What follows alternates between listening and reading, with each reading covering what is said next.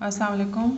आज हमने कंटिन्यू करना है अपना वीनर फ़िल्टर का लेक्चर और ये वीनर फ़िल्टर का लास्ट लेक्चर होगा और आज हम इसमें कुछ न्यूमेरिकल प्रॉब्लम्स करेंगे इंशाल्लाह। अच्छा जी, मैं करूँगी इस तरह से कि कुछ जो भी न्यूमेरिकल्स हम लोगों ने आज करने हैं उनकी स्टेटमेंट्स में भी यहाँ पे लिख दूँगी और वो फिर आपको अगर ज़रूरत पड़ी तो वो सॉफ्ट कॉपी में भी उस प्रोवाइड कर दूँगी ताकि आप लोगों को सॉल्व करने में आसानी हो। अच्छा जी, ये एक प्रॉब्लम है जो कि इस ऑथर की बुक से लिए है, एडाप्टिव फ़िल्टर की बुक है और स्टेटमेंट ये है कि random signal x of n is generated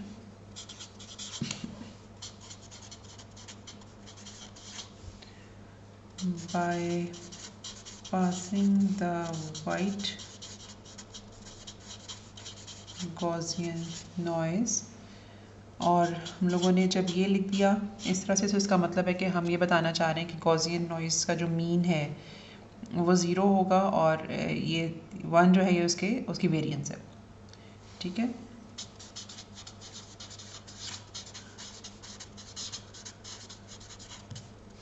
through a system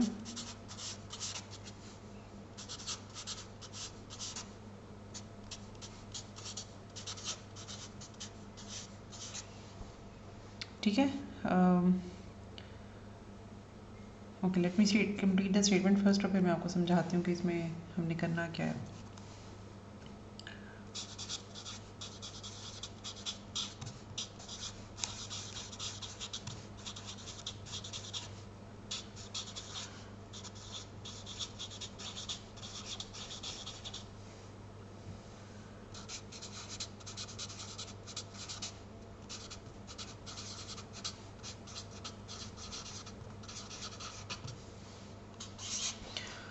अच्छा जी, ये जो हमारी पहली न्यूमेरिकल प्रॉब्लम है मैंने मानो लाकस की बुक से ली है और इसमें स्टेटमेंट ये है कि एक रैंडम सिग्नल xn जनरेट किया गया है सच दैट के वाइट गॉसियन नॉइज़ को हम एक ऐसे सिस्टम से गुजारें जहाँ पे गॉसियन नॉइज़ की का प्रेजेंट सैम्पल और उसका पास्ट सैम्पल 0.5 से मल्टीप्लाई होके पास आउट हो और वो जो आउटपुट है उसका नाम x of n रखा है। ठीक है, और अब इसमें जो टर्म्स है ना वो देखने की ज़रूरत है कि उस नॉइज़ की डिस्ट्रीब्यूशन गॉसियन है।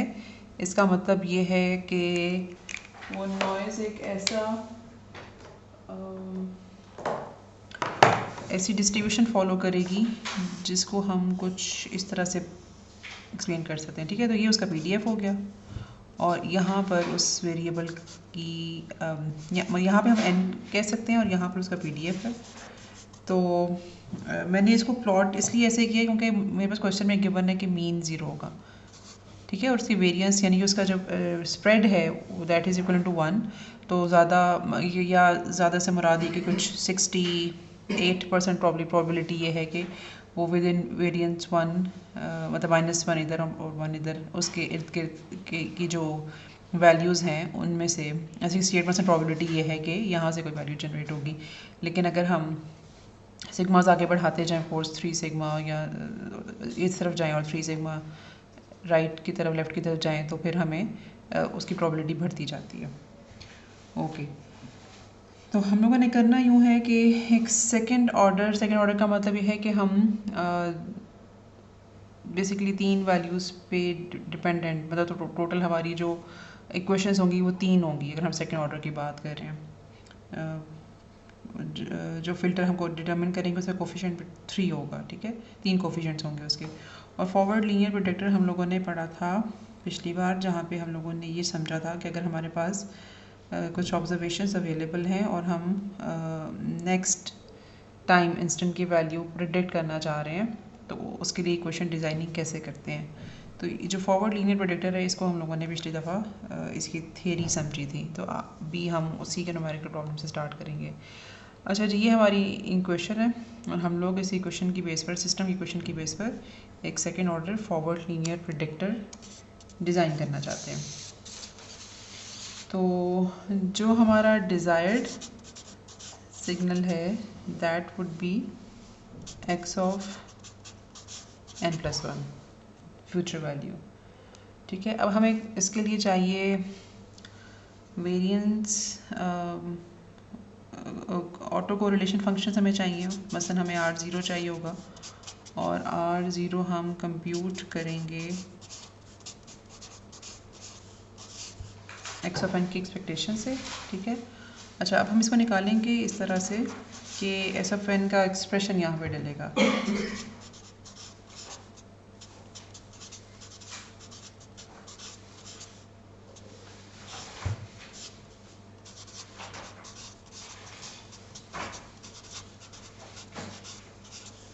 अच्छा, आई होप कि आपको याद हो कि ये जो गॉसियन नॉइस के साथ वाइट लिखा हुआ है, इसका क्या मतलब है? जब वाइट की टर्म इस्तेमाल होगी इसका मतलब ये होता है कि जो सैम्पल्स हैं वो आपस में uncorrelated.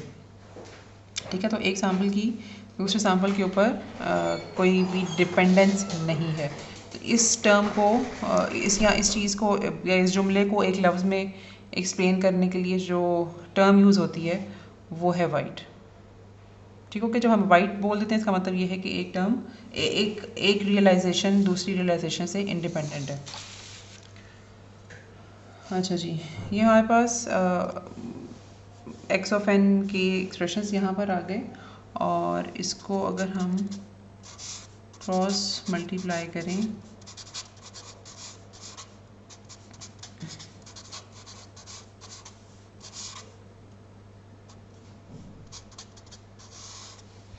Because it is a linear operator, तो हम इस तरह से भी कर सकते हैं। यही टर्म हमें एक बार और मिलेगी। अभी मैं इसको थोड़ा सा डिटेल से इसलिए कर रही हूँ क्योंकि this is the first time कि हम कुछ न्यूमेरिकल प्रॉब्लम सॉल्व कर रहे हैं वीनर की, तो फिर हमें जितनी डिटेल से हम एक दोनों एग्जांपल्स को करेंगे तो उतना हमें बेहतर समझ आएगा। ओके, और यहाँ पर हम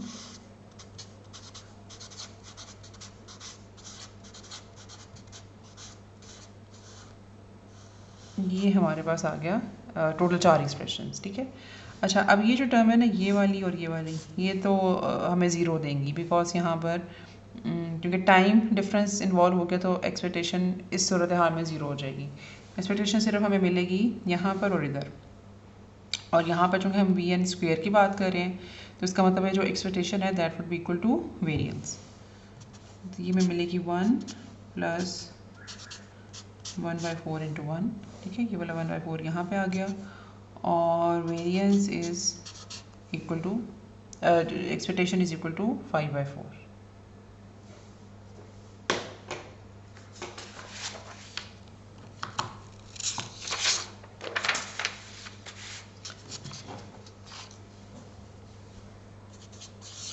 अच्छा जी, R1 कंप्यूट करने के लिए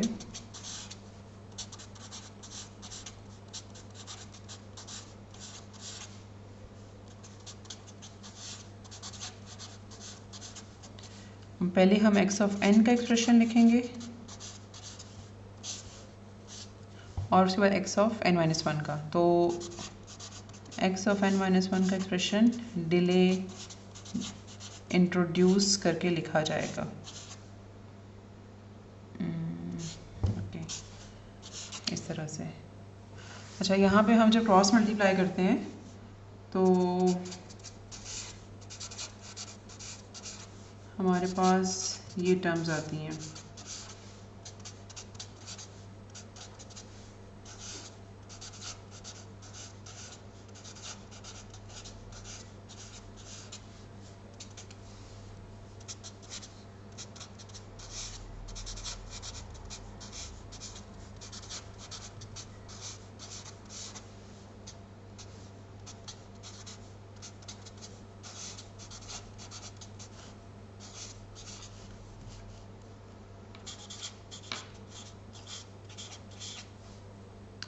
जब हर टर्म को हर टर्म से बाकी टर्म से मल्टीप्लाई करके लिखा जाए तो हमारे पास टोटल एक्सपेक्टेशंस की 4 टर्म्स बन जाएंगी।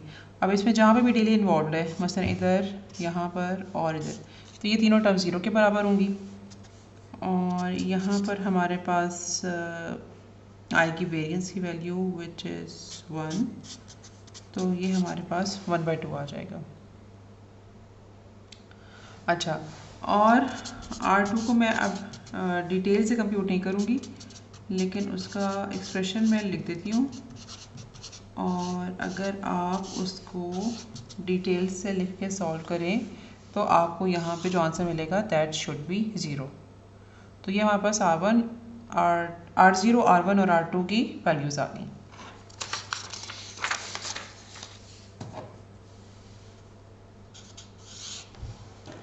अच्छा जी, इसी तरह से हमने निकालनी है क्रॉस कोरिलेशन की वैल्यूज़, यानी कि P वेक्टर। अब P वेक्टर हमारे पास कुछ इस तरह से कंप्यूट किया जाता है कि उसकी जो पहली वैल्यू है P1 की, या इसको हम R1 भी कह सकते हैं, that would be defined as this. और अगर आप वैल्यूज़ प्लग इन करके इसे कंप्यूट करें तो ये आपके पास आएगा 1/2, ठीक है।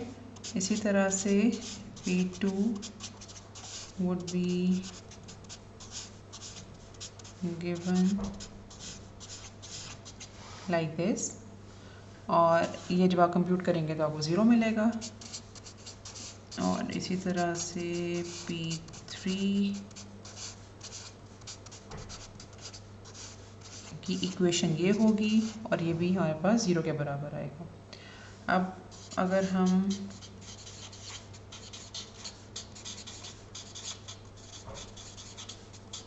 वीनर-हॉफ इक्वेशंस लिखें,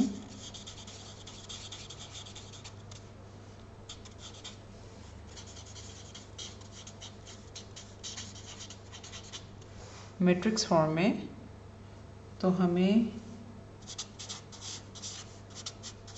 कुछ इस तरह की वैल्यूज़ मिलेंगी।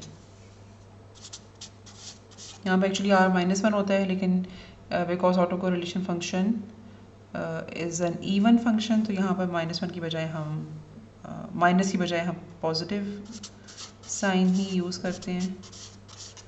ये आ गया हमारे पास। और फाइनली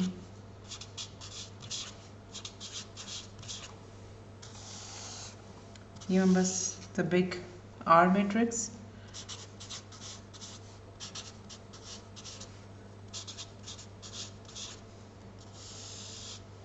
ये आगे यहाँ पर फिल्टर कोफिशिएंट्स, और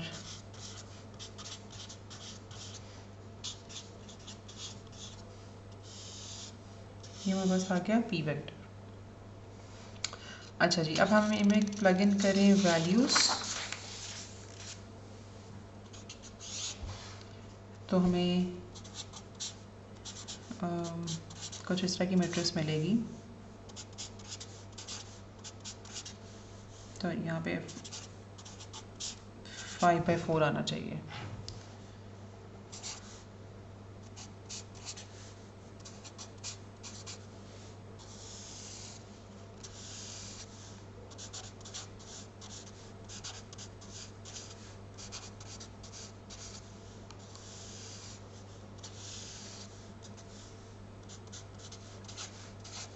और P वेक्टर को फिलअप करें तो हमारे पास कुछ इस तरह की क्वेश्चन बनती है।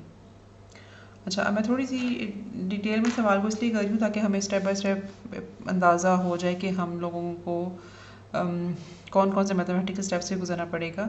अच्छा ओके, अब इस वेक्टर को कंप्यूट करने के लिए हमें ऑफ कोर्स इस मैट्रिक्स का इन्वर्स कंप्यूट करना है, जिसके बाद यानी कि इन्वर्स से इधर भी मल्टीप्लाई करेंगे और इस तरफ भी। यहाँ पे आइडेंटिटी मैट्रिक्स रह जाएगी, और हमारे which is equivalent to which when multiplied by filter coefficients would give us these coefficients, और यहाँ पर इन्वर्स से मल्टीप्लाई करेंगे तो हमें एक्चुअली ये कोफिशिएंट्स मिल जाएंगे। तो वो हमारे पास इक्वेशन कुछ इस तरह की बनेगी।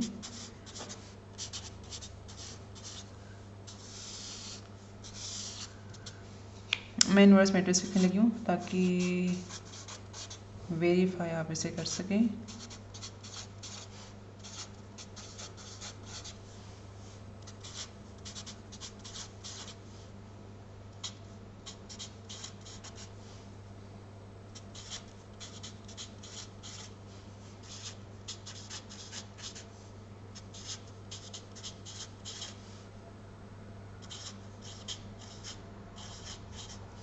अच्छा, ये जो इन्वर्स मैट्रिक्स है this comes out to be a Toeplitz matrix as well. तो आपको याद होगा कि हम लोगों ने शायद पिछले लेक्चर में एक जगह पे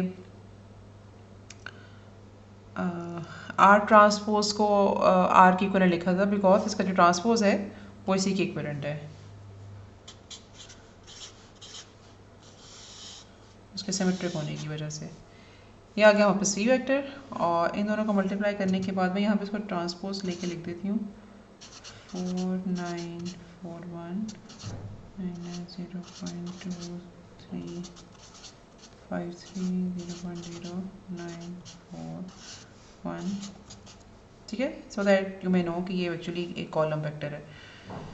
तो ये फिल्टर कोफिशिएंट्स रिक्वायर्ड है हमें उस सिस्टम के आगे लगाने के लिए, सो दैट हम नेक्स्ट वैल्यू को प्रेडिक्ट कर सकें। ठीक हो गया। तो ये हमारा एक जो पहली प्रॉब्लम हम लोगों ने सॉल्व की है, that is to get filter coefficients for a second order linear predictor. अगर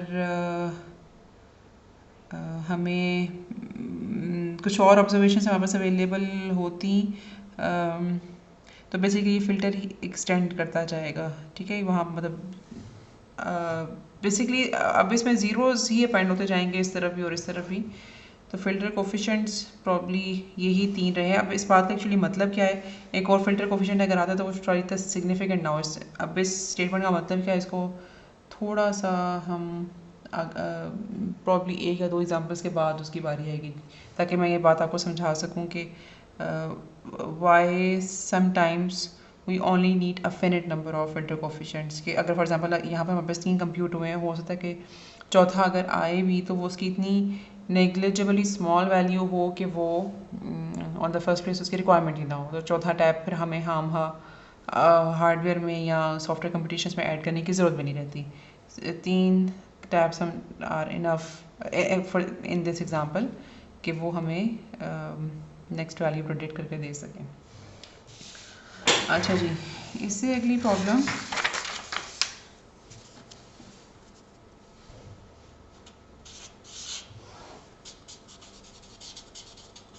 साइमन हेकिंग की बुक से है, और इसमें कुछ इस तरह की सूरत हाल है कि हमारे पास कुछ ऑब्जर्वेशन है कुछ डेटा की, और हम उस ऑब्जर्वेशन डेटा की बेस पर एक रिग्रेशन मॉडल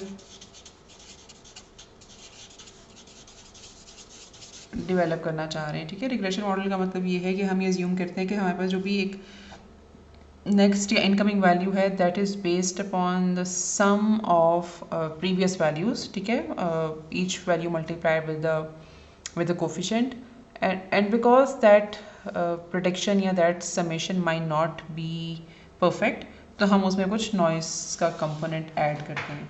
मसलन हमारे पास कुछ इनपुट वैल्यूज़ अवेलेबल हैं जिनको हम x ऑफ n कहते हैं, लेट्स सपोज, ठीक है, और हम ये कहते हैं कि वो जो पास्ट वैल्यूज़ हमारे पास अवेलेबल हैं, लेट्स सपोज कि m वैल्यूज़ या जितनी भी हम जिनकी भी जितनी वैल्यूज़ की भी अवेलेबिलिटी है, उन सब की summation each multiplied with the specific coefficient is equal to our data, ठीक है। लेकिन because this equation might not be perfect या might not perfectly predict our desire data, तो हम उसमें कुछ नॉइस का कंपोनेंट भी ऐड कर देते हैं, ठीक है। अच्छा, अब इस इक्वेशन को अगर हम मैथमेटिकली हम लोगों ने देख लिया, अगर हम इसको ज़रा देखना चाहें कि इसमें हम करना क्या चाह रहे हैं या हमें अवेलेबल या बेसिकली चीज़ अवेलेबल क्या है, तो ये हम लोगों ने यूं कि x ऑफ n की present value that is multiply of filter, जो मैंने आपको शायद ये चीज़ बताई थी कि W0 का मतलब है h ऑफ 0, ठीक है, पहला कोफिशिएंट। उसके बाद हम इसे डिले करते हैं, द डिलेड कोफिशिएंट इज़ या past value is multiplied with the second coefficient, ठीक है, और ये यहाँ पे ऐड हो गए। फर्दर मज़ीद डिले का मतलब है कि हम उससे अगली कोफिशिएंट को देख रहे हैं, मतलब सेकंड पास्ट वैल्यू। और इस तरह से हमारे पास बेसिकली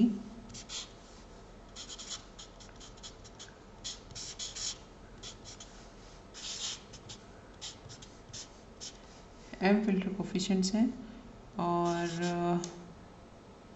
इन सब का जो सम है उसको हम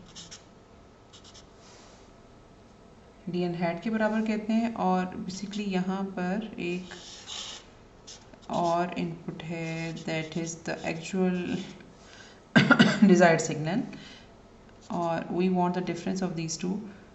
ओके, ये थोड़ा सा वो हो गया मैसी। ये जो डिज़ायर्ड इनपुट है that should be treated with plus sign और ये जो अप्रॉक्सीमेशन है that should be treated with minus sign। और यहाँ पे आ गया उनका error which we want to minimize। तो we want to design these filter coefficients so that the error between approximated vector and approximated value या and desired value to be minimized। ठीक है, तो इस definition को fulfill करते हुए हम लोगों ने इन coefficients को डिज़ाइन करना है। अच्छा, अब हमारे पास इन filter को डिज़ाइन करने के लिए जो इक्वेशन अवेलेबल है that is R H is equal to P. अब इसमें वी नो दैट यहाँ पर एक्चुअली कुछ डेटा अवेलेबल है जिसमें R which is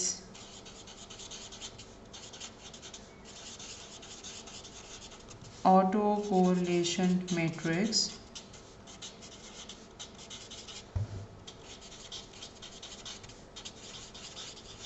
for the input vector x of n input data.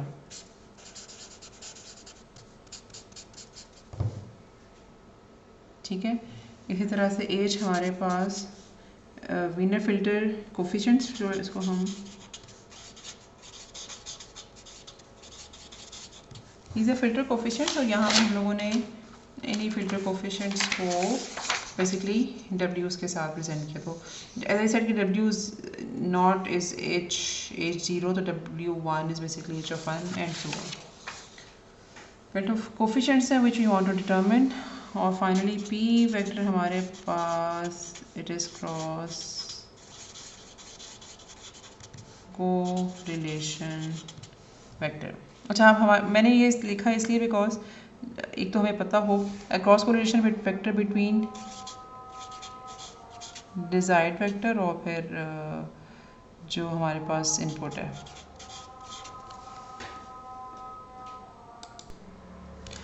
अच्छा जी, हमारे पास अब कुछ इंफॉर्मेशन अवेलेबल है और इस सवाल में हम लोगों ने करना यूँ है कि उस अवेलेबल इंफॉर्मेशन को इस्तेमाल करके हम ये जानना चाहते हैं कि कितने फ़िल्टर कोफिशिएंट्स इनफ होंगे for our problem to give us a good solution, good enough solution. ठीक है, क्योंकि बिकॉज बहुत ज़्यादा फ़िल्टर कोफिशिएंट्स लगाने का मतलब ये है कि we are going towards an expensive system. तो okay, if cost allows us कि हम उसको एक एक्सपेंसिव अच्छा सा सिस्टम बना लें, लेकिन ये भी तो हो सकता है कि हम ओवर फिटिंग कर रहे हो, एक ऐसा मॉडल बना रहे हो जिसकी ऑन द फर्स्ट प्लेस ज़रूरत ही ना हो। तो इसलिए उसके लिए जो फंक्शन जिसको हम टेस्ट करते हैं दैट इज़ एरर फंक्शन। अगर एरर फंक्शन फ़िल्टर कोफिशिएंट्स की एडिशन के साथ स्टेगनेंट हो गया, ठीक है, वो मज़ीद डिक्रीज़ नहीं हो रहा, इसका मतलब ये है कि उस पॉइंट से ऑनवर्ड्स अगर आप फ़िल्टर कोफिशिएंट्स ऐड करते भी जाएँ तो एरर को आप मज़ीद कम नहीं कर सकते। ठीक है, तो एक जो डिज़ायर्ड सिग्नल और एस्टिमेटेड सिग्नल के दरमियान एक एरर है वो उससे कम नहीं हो रहा, वो ठीक है, वो फिक्स हो चुका है। तो फिर वहाँ से ऑनवर्ड्स हमें फ़िल्टर कोफिशिएंट्स को बढ़ाने की ज़रूरत नहीं होती। तो इस प्रॉब्लम में बेसिकली हम ये चीज़ चेक करेंगे कि हमें फ़िल्टर कोफिशिएंट्स कहाँ पे स्टॉप कर देने चाहिए। ओके, हमारे पास जो डेटा अवेलेबल है that is R0 is 1.1, R1 is 0.5, R2 is 0.1, R3 is minus 0.05। इसी तरह से क्रॉस कोरिलेशन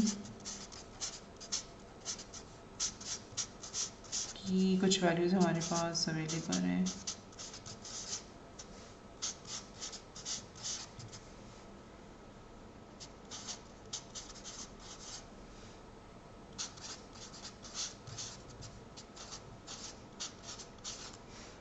और हमारे पास डिज़ायर्ड जो डेटा है उसकी वेरिएंस अवेलेबल है, और परहैप्स हमारे पास नॉइज़ की वेरिएंस भी अवेलेबल हो। नॉइज़ के लिए डेटा कौन सा यूज़ किया है? जो नॉइज़ ऐड हुई है उसकी वेरिएंस भी हमारे पास अवेलेबल है। तो हम लोगों ने इस डेटा को इस्तेमाल करते हुए फ़िल्टर कोफिशिएंट्स डिज़ाइन करने हैं और फिर टेस्ट करना है कि how many filter coefficients shall be sufficient enough.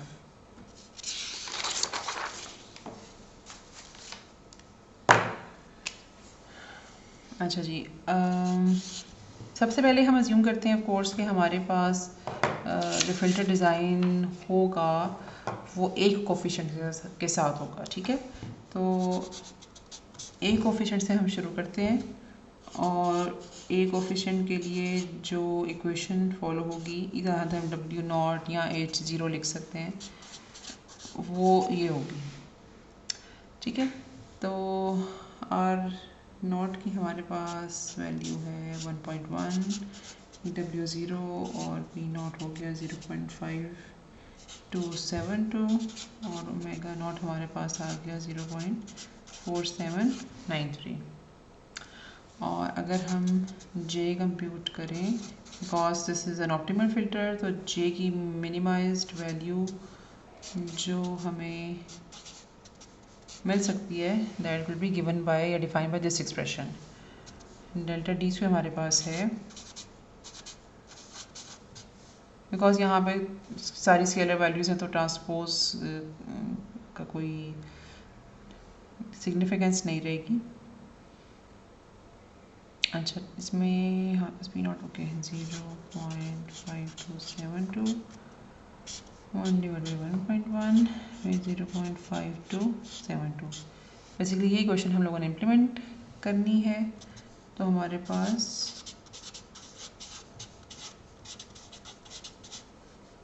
ये एक्सप्रेशन इसको सॉल्व करके आएगा और फाइनली हमारे पास जो वैल्यू आएगी दैट इज़ दिस वैल्यू, ठीक है, एरर की मिनिमाइज वैल्यू। अगर हम एक कोफिशिएंट यूज़ करें फ़िल्टर का, तो जो हमारे पास मिनिमम एरर बनता है that is defined by this numerical value.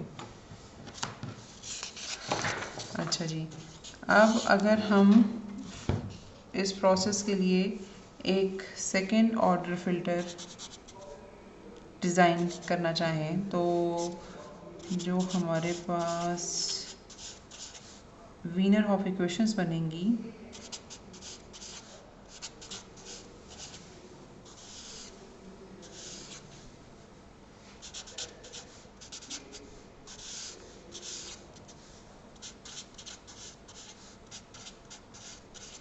इनको देख के शायद आप अंदाज़ा लगाएं कि ये सिंपल फिल्टरिंग है, this is not prediction. That's like the P की टर्म ऊपर से ये this is not starting from P1। अच्छा जी, आप वैल्यूज़ प्लग इन करें जो हमारे पास अवेलेबल हैं।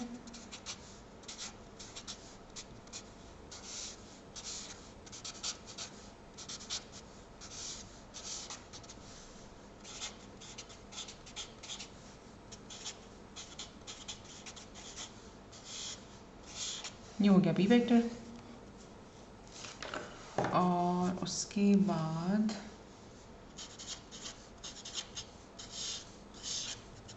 R मैट्रिक्स का इन्वर्स कंप्यूट करेंगे हम।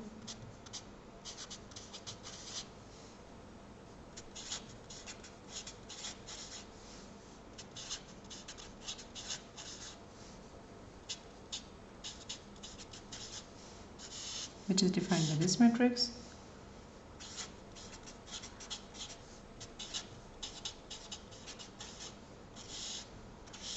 ये बस आ गया P वेक्टर, और इन दोनों की मल्टीप्लिकेशन से जो फिल्टर कोफिशिएंट्स डिज़ाइन होंगे that would B given bye these values. ठीक हो गया। अच्छा, और अब हमने करना है that is not 8, I guess that might be 3। अच्छा जी, अब हम लोगों ने ये करना है कि इन फिल्टर कोफिशिएंट्स को यूज़ करके मिनिमम एरर कंप्यूट करना है।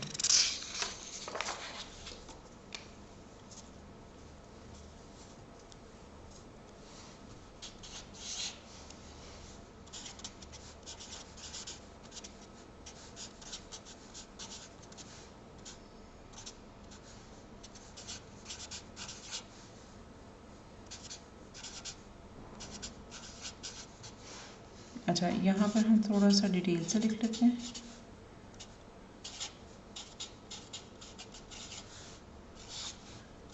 ये हम जाएगा पी ट्रांसपोज, इसको मल्टीप्लाई होना है आर इनवर्स से, which is given by this matrix, और फिर उसको मल्टीप्लाई होना है पी से। तो इसी वेक्टर का ट्रांसपोज लिखेंगे तो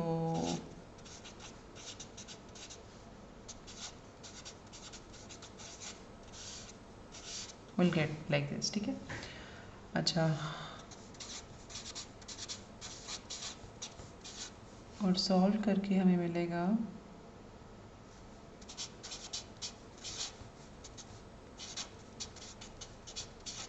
अच्छा, अब हमें थोड़ा सा जी रिड्यूस्ड एरर मिला है। हम लोगों ने जब एक फ़िल्टर कोफिशिएंट डिज़ाइन किया था तो उस वक्त का जो एरर था वो दैट वाज 0.6959, लेकिन फ़िल्टर कोफिशिएंट्स बढ़ाने से एरर रिड्यूस हुआ है। तो एक स्टेप हम और आगे जाते हुए फ़िल्टर कोफिशिएंट्स 3 कर रहे हैं, और 3 फ़िल्टर कोफिशिएंट्स करेंगे तो जो वीनर-हॉफ इक्वेशंस होंगी, अब उनको अगर मैट्रिक्स फॉर्म में लिखें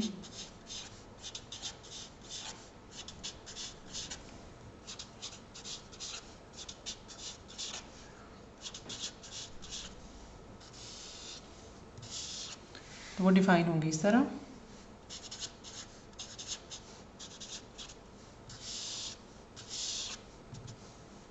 और ये हमारे पास आ गया पी वेक्टर। ठीक हो गया। ये कोफिशिएंट अगर हमें चाहिए तो वीनर हॉफ इक्वेशंस इस तरह से सेट होंगी।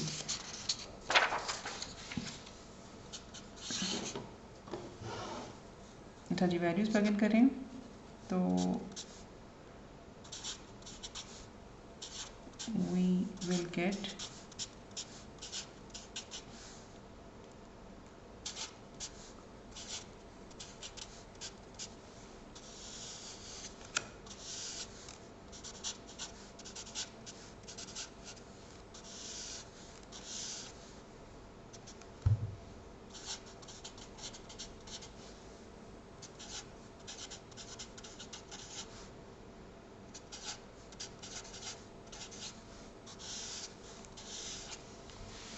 Something like this. ठीक है। और अगर हम इसका यहाँ से onwards filter coefficients find out करें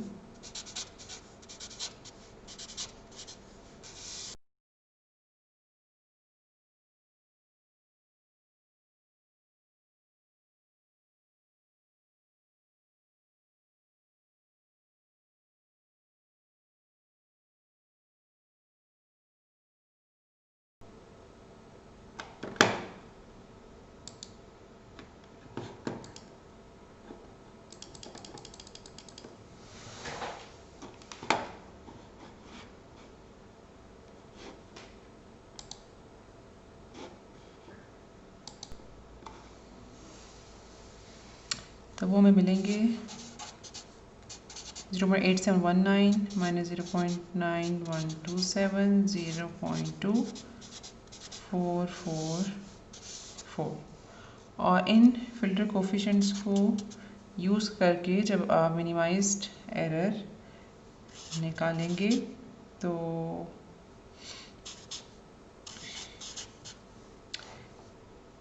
फिर यहाँ पे आपका पी वेक्टर, ठीक है, उसका ट्रांसपोज, यहाँ पे आपका आर, ये आर मैट्रिक्स है, यहाँ पे आ जाएगा उसका इन्वर्स, और फिर यहाँ पे पी वेक्टर इटसेल्फ, ठीक है। तो ये जब आप कंप्यूट करके निकालेंगे तो यू विल गेट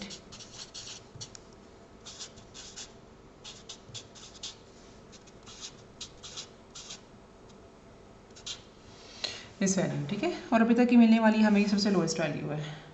अच्छा, अब आपने इसके बाद ये करना है कि m की वैल्यू 4 के लिए इस प्रोसेस को दोहराना है, और वहाँ पे आप लोगों ने फिर फिल्टर कोफिशिएंट्स कंप्यूट करने हैं, ठीक है। अच्छा, अब होगा यूँ कि वो जो फिल्टर कोफिशिएंट्स आप कंप्यूट करेंगे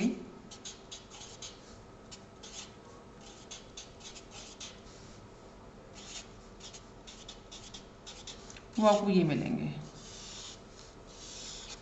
ठीक है। इसका मतलब ये है कि फिल्टर जो डिज़ाइन हुआ है उसमें फोर्थ कोफिशिएंट 0 वैल्यू के साथ या बहुत स्मॉल वैल्यू के साथ डिज़ाइन होगा, और ओवरऑल वो इफेक्ट नहीं डालेगा सिस्टम के ऊपर, ठीक है। तो मतलब आप 50 कोफिशिएंट्स वाला स्पेशल फिल्टर डिज़ाइन कर लें टू गेट मिनिमम एरर, लेकिन वो बाकी के जो मैंने कि जितने जितने भी नंबर ऑफ सैम्पल्स आप सेलेक्ट करते हैं फिल्टर डिज़ाइनिंग के लिए, जितने नंबर ऑफ कोफिशिएंट्स आप सेलेक्ट करते हैं, लेट्स सपोज n, तो n उसमें से सिर्फ ये जो 3 है, पहले 3 ये नॉन ज़ीरो होंगे, और बाकी रिमेनिंग n-3 जो कोफिशिएंट्स हैं इधर दे वुड बी ज़ीरो और very close to zero, and overall they won't affect the system, ठीक है। और अब आप देख सकते हैं, या बेसिकली आप कंप्यूट भी कर सकते हैं कि अब यहाँ पे जो j होगा वो यही न्यूमेरिकल वैल्यू आपको मिलेगी, यानी कि 0.1067, क्योंकि जाहिर सी बात है कोफिशिएंट तो 0 के साथ कंप्यूट हुआ है, तो अब ये इफेक्ट तो नहीं डालेगा ओवरऑल एरर के ऊपर, एरर अब सेम ही रहेगा। तो इसका मतलब है कि m इज़ इक्वल टू 3 के ऊपर हम लोगों ने जो फिल्टर डिज़ाइन किया दैट इज़ सफिशेंट, बिकॉज उसके नतीजे में मिलने वाला जो एरर है इससे कम एरर नहीं हो सकता। अब आप बेशक m को 4 रखें या 4 से भी ज़्यादा रखें, एरर आपको इससे कम नहीं मिलेगा। और एक चीज़ और हम नोट करेंगे कि मिनिमम एरर जो हमें मिल सकता है, हाँ जी, जो मिनिमम एरर हमें मिल सकता है that is equal to variance of the white noise, ठीक है। तो जब हमें वो अचीव हो गया, बेसिकली अगर टेस्ट हमने करना है तो अगर वो हमें अचीव हो गया वो नंबर, वो न्यूमेरिकल वैल्यू, तो इसका मतलब ये है कि वहाँ से ऑनवर्ड्स फिर कंप्यूटेशन की या मज़ीद डिज़ाइनिंग की ज़रूरत नहीं है।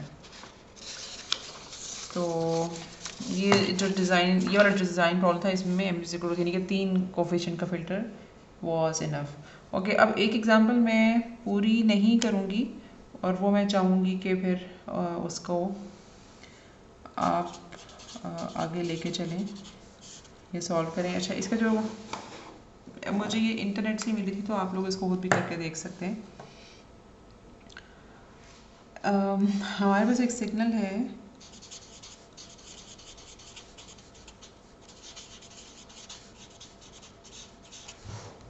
ठीक है, with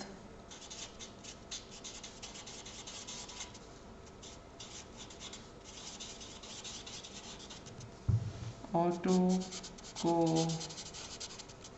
relation function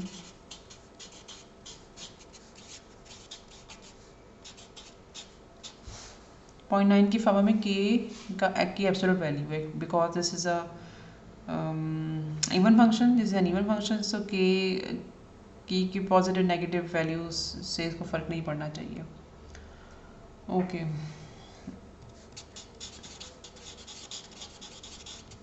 the input signal is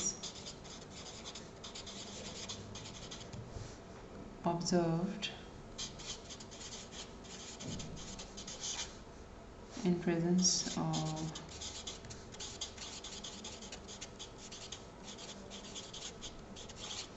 white Gaussian noise such that कि उसका मीन 0 है और उसकी जो वेरिएंस है that is 2।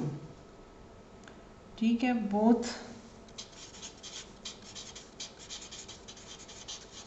The input signal and the noise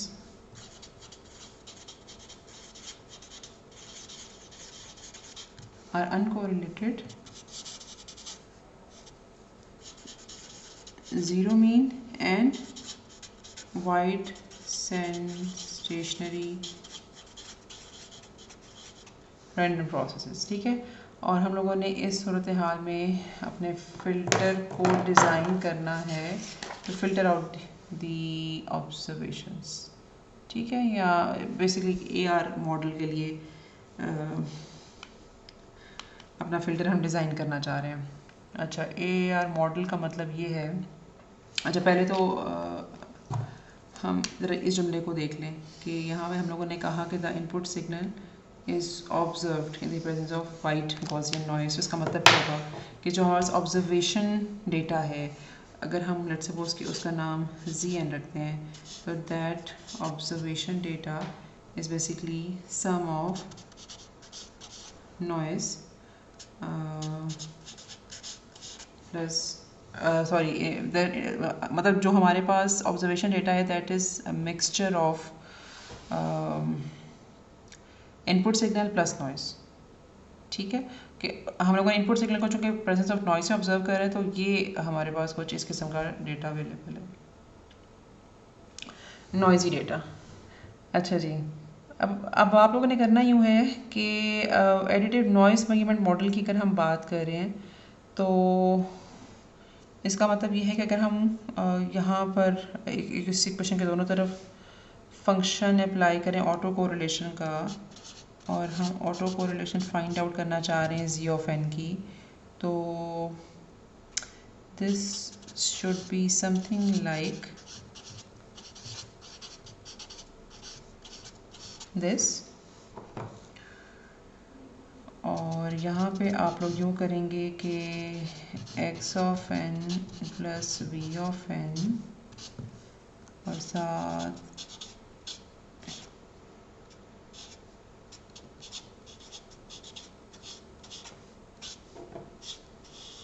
ये लिख दिया आप लोगों ने।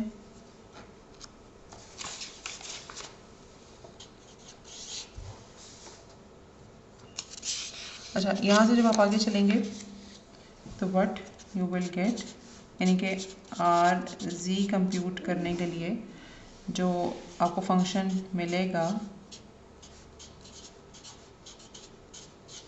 That will B this function. ठीक है, और आर एस का हमारे पास सॉरी यहाँ पे आर एक्स होना चाहिए, आर एक्स का हमारे पास फंक्शन यानी कि जहाँ से हम उसके ऑटो कोरिलेशन फंक्शन निकाल सकते हैं दैट इज़ अवेलेबल, और हमारे पास नॉइज़ की वेरिएंस अवेलेबल है।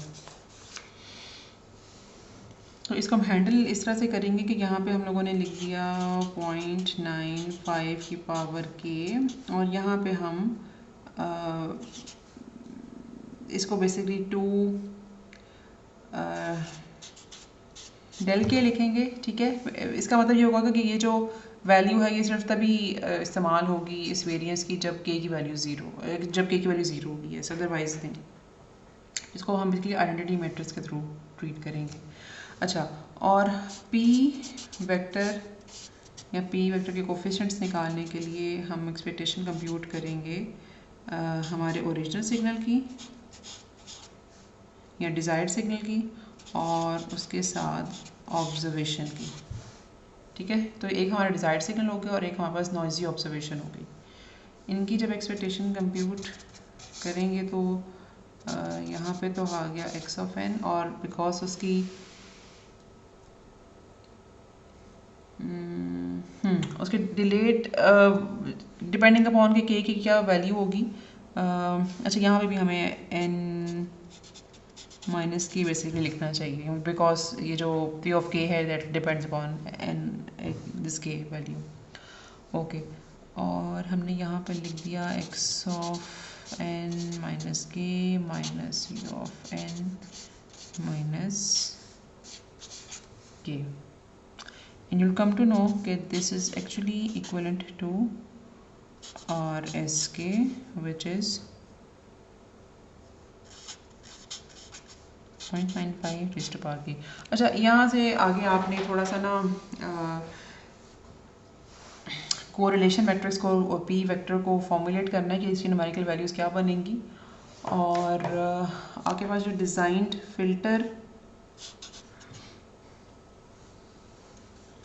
अवेलेबल होगा that would have coefficients equivalent to, इस ट्रांसपोजिशन का मतलब है कि बेसिकली ये कॉलम वेक्टर होगा, ठीक है। तो ये कोफिशिएंट्स आपको मिलने चाहिए जब आप ऑटो कोरिलेशन मैट्रिक्स को और पी वेक्टर को सेटअप कर लेंगे अकॉर्डिंग टू दीज फार्मूलाज, ठीक है। आपने ख्याल ये रखना है कि ये जो वाला जो फंक्शन है, ज़्यादा मसला आपको इसी का आएगा, उसके अलावा नहीं आएगा, कि ये जो फंक्शन है ये सिर्फ वैल्यूज़ देगा जिस वक्त के की वैल्यू 0 होगी, अदरवाइज़ नहीं, ये फंक्शन एक्टिव नहीं होगा, ठीक है। तो यहाँ से आपकी कोरिलेशन मैट्रिक्स बन जाएगी, यहाँ से आपका पी वेक्टर बन जाएगा, और R H is equal to P से आप डिज़ाइन कर लेंगे एच। अच्छा जी, अब हम लोगों ने ये करना है, ओके, यहाँ पे हम करेंगे स्टॉप, बिकॉज जो मेरे पास नेक्स्ट एग्जांपल्स हैं उसमें एक एग्जांपल तो मैटलैब बेस्ड है, तो वो थोड़ा सा मैं चाहूँगी कि हम उसको इंटरेक्टिव सेशन में डिस्कस करें, ताकि हम उसको साथ साथ देखते जाएं कि वो थोड़ा सा प्रोग्राम मैं आपको समझाना चाहूँगी कि किस तरह से डेवलप हुआ है, और उसमें हम लोगों ने फ़िल्टर के कोफिशिएंट्स बढ़ाए जब, तो उसका क्या असर हुआ, ठीक है। एक तो आप थोड़ा सा देख चुके हो ना कि फ़िल्टर कोफिशिएंट्स बेसिकली गैर ज़रूरी तौर पे बढ़ाने का फ़ायदा नहीं होता, उसमें हम थोड़ा सा मैटलैब के थ्रू भी देख लेंगे, क्योंकि वहाँ पर हमारे पास आसान है कि 500 से हम लोगों ने 1000 कोफिशिएंट्स लेट्स सपोज कर दिए, तो उससे क्या फ़र्क पड़ेगा, कंप्यूटेशन थोड़ी सी जल्दी हो जाती हैं। और उसके अलावा एक और न्यूमेरिकल प्रॉब्लम है that is a bit long, तो वो मैं चाहूँगी कि हम फिर उसको भी इंटरेक्टिव सेशन में कर लें। तो आज के लिए ये है, यहाँ तक कि न्यूमेरिकल प्रॉब्लम्स हम करेंगे, और उसके अलावा कुछ न्यूमेरिकल प्रॉब्लम्स मैं होपफुली आपको होमवर्क के लिए दे दूँगी, तो थोड़ी सी प्रैक्टिस आपकी वहाँ से हो जाएगी। तो okay, that's it for today. इंशाल्लाह फिर अब वेडनेसडे की क्लास में मिलते हैं। अल्लाह हाफ़िज़।